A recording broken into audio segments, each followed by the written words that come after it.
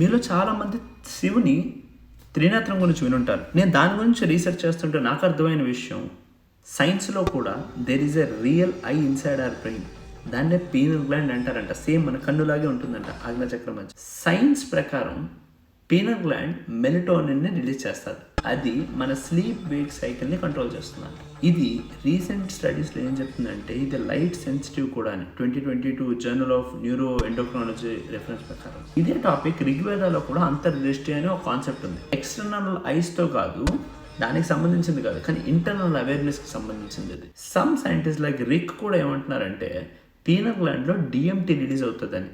ఇది డ్రీమ్ స్టేట్స్కి, near death ఎక్స్పీరియన్సెస్లో చూస్తామంట. ఇవన్నీ ఇన్పుట్స్ నాకేం కనెక్టివిటీ, నా అబ్జర్వేషన్ ఏం చెప్తుందంటే శివుడు త్రినేత్రాన్ని కూడా సైన్స్లో ఇది హయ్యర్ డైమెన్షన్కి గేట్వే థియరీ ఇట్లన్నిటి ప్రకారం. ఒక యోగి ధ్యానం విషయాన్ని ఒక సైంటిస్ట్ మైక్రోస్కోప్ త్రినేత్రం వెళ్తున్న డైరెక్షన్, చెప్తున్న సబ్జెక్ట్